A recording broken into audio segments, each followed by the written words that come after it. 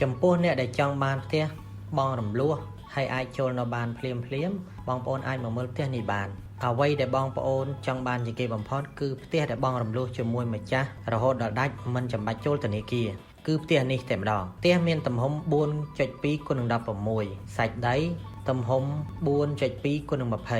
មានបន្ទប់កេង3បន្ទប់ទឹក4ផ្ទះបាយ1ពិសេសមានស្កាយបារលំហែអារម្មណ៍យ៉ាងស្រស់ស្អាតនៅខាងលើទៀតផងគ្រឹះរឹងមាំបងប្អូនអាចធ្វើទៅលើទៀតបានចំនួន2សន្លឹកទៀតកក់ថ្ងៃនេះបងប្អូននឹងទទួលបានកាដូហ្វ្រីម៉ាស៊ីនត្រជាក់ទូកៅអៅម៉ាស៊ីនបោកកៅអៅក្រេពូកវាំងណូនកញ្ចុះម៉ាស៊ីនចម្រោះទឹកស្អាតទូទឹកកកតុសាឡនប្រញាប់ឡើងកក់ភ្លាមចូលនៅភ្លាមបងរំលោះមិនចាំបាច់ចូលធនាគារអាចមកមើលផ្ទះនេះបានណាបងប្អូនបាទសូមអរគុណ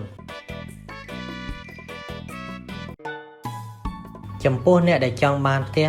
បងរំលោះហើយអាចចូលនៅបានភ្លាម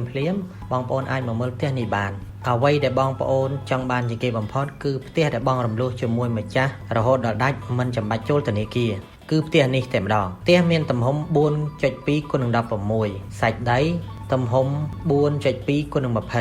មានបន្ទប់កេង3បន្ទប់ទឹក4ផ្ទះបាយ1ពិសេសមានស្កាយបារលំហែអារម្មណ៍យ៉ាងស្រស់ស្អាតនៅខាងលើទៀតផងគ្រឹះរឹងមាំបងប្អូនអាចធ្វើទៅលើទៀតបានចំនួន2សន្លឹកទៀតកក់ថ្ងៃនេះបងប្អូននឹងទទួលបានកាដូហ្វ្រីម៉ាស៊ីនត្រជាក់ទូកៅអៅម៉ាស៊ីនបោកកៅអៅក្រេពូកវាំងណូនកញ្ចុះម៉ាស៊ីនចម្រោះទឹកស្អាតទូទឹកកកតុសាឡនប្រញាប់ឡើងកក់ភ្លាមចូលនៅភ្លាមបងរំលោះមិនចាំបាច់ចូលធនាគារអាចមកមើលផ្ទះនេះបានណាបងប្អូនបាទសូមអរគុណ